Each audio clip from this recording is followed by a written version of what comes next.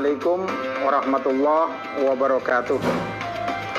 Para pemirsa, Islam di Indonesia ini sudah cukup lama, dan khususnya di tanah Jawa itu juga sudah cukup lama.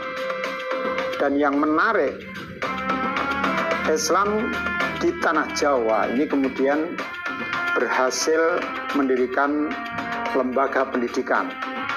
Karena apa? Memang pendidikan ini pesan yang sangat penting dari agama Islam. Kita ingat Al-Quran yang pertama turun itu adalah perintah Iqra.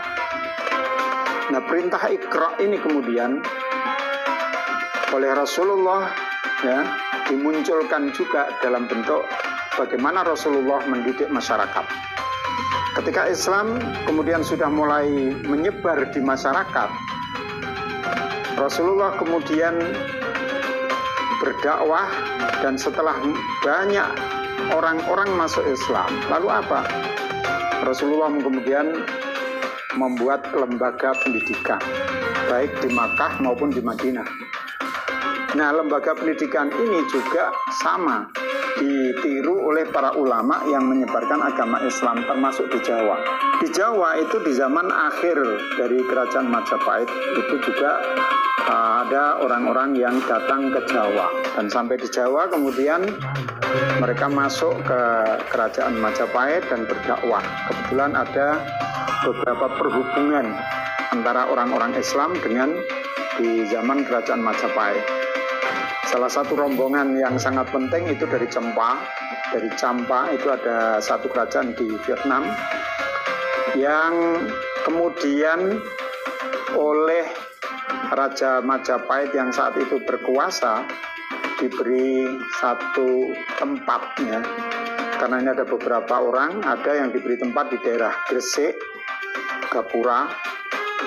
Di sana itu kemudian tempat para wali pertama yang mendirikan yang kemudian kita kenal sebagai lembaga pendidikan pesantren, yaitu Maulana Malik Ibrahim. Kemudian Sunan Ampel atau Raden Rahmat itu dia diberi daerah di Surabaya yang kemudian dikenal sebagai Ampel. Maka Raden Rahmat yang kemudian berdakwah di wilayah itu dikenal sebagai Sunan Ampel.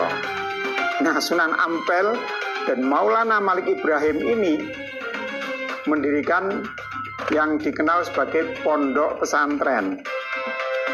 Ternyata pondok pesantren ini sekarang sudah melahirkan banyak tokoh-tokoh yang luar biasa. Jadi lembaga pesantren ini menjadi luar biasa dan hidup terus sepanjang zaman, meskipun di masa kolonial sampai di akhir abad 19 itu di Semarang juga lahir ada seorang tokoh kiai yang luar biasa yang namanya sangat dikenal oleh para kiai, hampir semua kiai di Indonesia. Siapa beliau? Beliau adalah Kiai Saleh Darat atau Kiai Soleh Darat. Ada hal yang istimewa para pemirsa dari Kiai Soleh Darat itu. Karena santri-santri beliau yang mondok di darat itu adalah ternyata tokoh-tokoh yang sekarang ini kita kenal sebagai tokoh-tokoh yang luar biasa. Siapa mereka itu? Mereka itu antara lain satu, Kiai Haji Hasyim Asy'ari. Saya kira ini banyak sekali orang mengenal, orang Indonesia, bahkan tidak hanya orang Indonesia, orang luar pun. Bahkan ada satu biografi yang ditulis oleh orang Lebanon, menulis tentang Kiai Haji Hasyim Asy'ari. Orang Lebanon ini dia menulis satu buku biografi tentang Kiai Haji Hasyim Asy'ari. Dia menyatakan bahwa beliau adalah peletak dasar kemerdekaan Indonesia. Kiai Haji Hasyim Asy'ari ini kemudian Di tahun 26 ya, beliau mendirikan organisasi yang namanya Nahdlatul Ulama. Di samping tentu beliau juga mendirikan pesantren, karena beliau tokoh dari Jawa Timur di Tebu Ireng, maka Kiai Haji Hasyim Asy'ari juga membuat basis pesantren di Tebu Ireng. Jadi beliau ini tokoh yang luar biasa. Dari beliau lahir orang-orang hebat juga dari pesantren. Siapa? Putra-putra beliau ya. Ada Kiai Wahid Hasyim. Ini juga tokoh yang luar biasa dalam mendirikan Indonesia.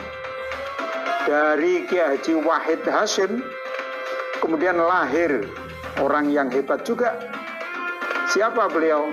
Beliau adalah Kiai Haji Abdurrahman Wahid. Abdurrahman Wahid ini pernah menjadi ketua PBNU beberapa periode. Kemudian beliau juga pernah menjadi Presiden Republik Indonesia. Jadi dari rahim pesantren itu sudah pernah lahir seorang tokoh yang pernah menjadi Presiden Republik Indonesia. Siapa? Murid yang lain juga ada yang luar biasa lagi. Siapa?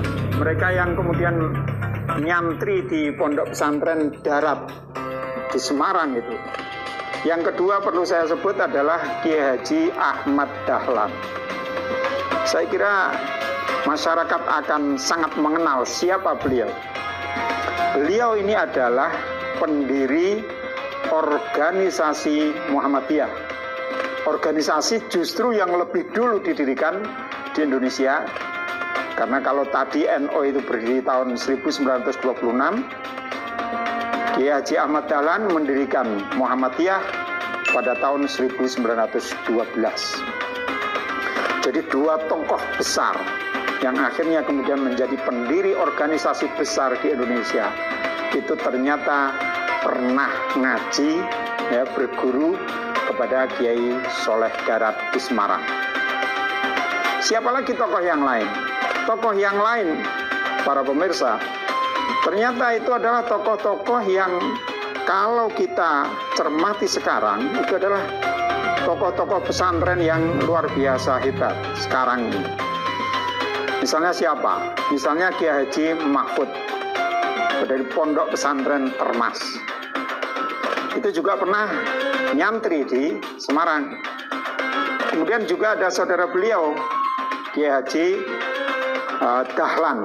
Ya, ini berbeda dengan Kiai Haji Ahmad Dahlan. Yang ini adalah Kiai Haji R. Dahlan. Ini juga dari Termas.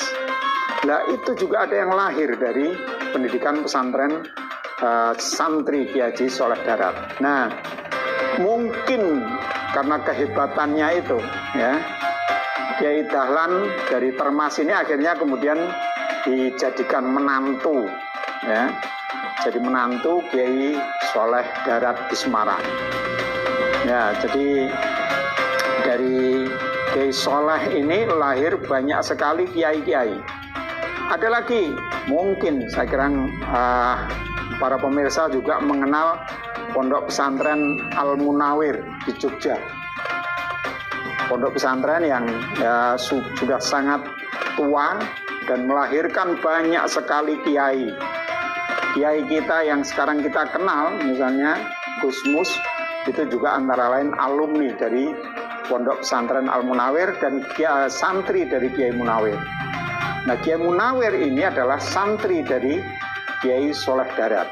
Wah, dari santri Kiai Munawir ini banyak sekali ya alumni-alumni pesantren sana yang kemudian pada penghafal Al-Quran dan sebagainya.